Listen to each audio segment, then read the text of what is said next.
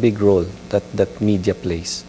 We're here to mold the society, to influence the society, but to allow them to make their own opinions and make their own conclusions. Kung meron silang hindi magustuhan sa television o sine, ipahiwatig nila sa MTRCB. Kung walang nagko-complain sa amin, hindi kami mag-a-action. Yun ang ina-action na namin, yung mga complaints na nagagaling sa tao. At ito ang ilang mga grupo na nangahas pasukin ang alternative media na naglalayong magkaroon ng alternatibong palabas pangontra sa kulturang nililikha ng mainstream media. Ngayon, tinawag itong TV Maria dahil alam naman natin na si Maria ang kaakibat natin sa ating buhay pananampalataya. Kaya napagka-agrihan na gamitin ang stasyon under the name of Mama Mary bilang ina ng simbahan. Kung saan natin dadalhin yung ating mga mananampalataya, mayaman man o mahirap tayong lahat, nais natin dalhin ang lahat sa kaganapan ng buhay. Ang gumagastos talaga kami ng malaki dito sa media ministry ng Children of Light. Noon na nga, wala namang libre, no? Ang airtime sa radio, hindi po libre yun. Talagang mahal po ang per hour doon. Pero ginagastusan po namin dyan. Yung pangalawa, yung dyaryo. Siyempre, printing. No, ang gumagawa ng dyaryo, talagang meron namang ginagastos. At pangalawa nga po yung TV media ministry ng community. No? Although libre ang TV Maria, pero yung ibang channel na pinasukan ng Children of Light, kung saan meron tayong programa regularly sa IBC 13, siyempre mahal din ang bayad nun. Tapos yung production pa, no, napakalaking gastos talaga. Pero hindi naman kasing laki ng ini-expect ng tao kasi mga artista nga rito, mga talagang umaasa lang sa gabay at biyaya ng banal na espiritu. At dito po namin ginagastos yung sinasabing 10% ng company kung saan binabalik namin sa Panginoon. At naniniwala naman ako na yung 10% malaki talagang mararating. Ito'y pinoproduce ng Shepherd's Voice Radio and TV Foundation, isang NGO na ang layon namin ay mag-produce ng mga Christian shows para mapalaganap ang salita ng Diyos.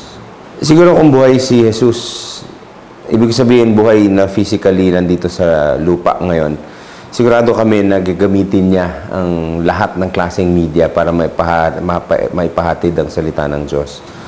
Kaya hanggang mayroon kaming magagamit na medium ay gagawin namin. TV ministry, syempre alam natin na hindi mura, di ba?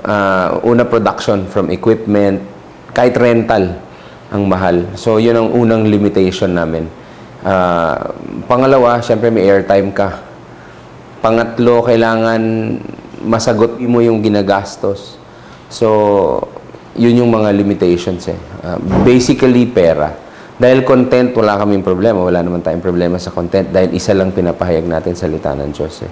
Meron tayong MTV, meron tayong TV, radyo, internet, iPad.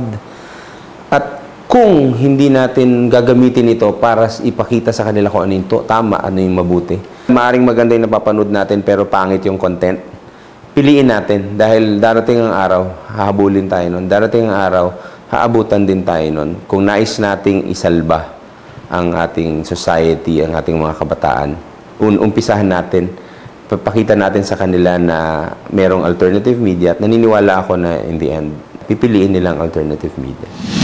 Sana po kayo, mga kapatid na nanonood sa programang ito, blessed na blessed ka naman ng ating Panginoon, no, spend at least 10% man lang para sa media ministry. Alam niyo po, kung lahat lang sana tayo nagbibigay talaga ng ikapo at sumunod sa utos ng Panginoon, no, wala sigurong mahirap ang Pilipinas. No, walang mahirap na Pilipino. At talagang lalaganap ang media sa buong bansa o sa buong mundo. So siguro sa mga nanonood sa programa ng Children of Light, no, ito po yung may liwanag sa ating Panginoong Hesus, isang liwanag na we will go into media, no?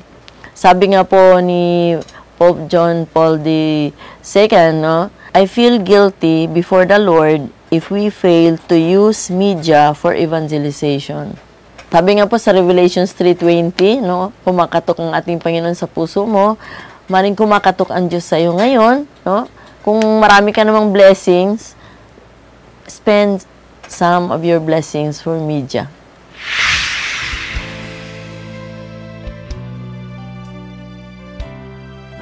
Ang media ay maging daan sana para sa kaganapan ng buhay.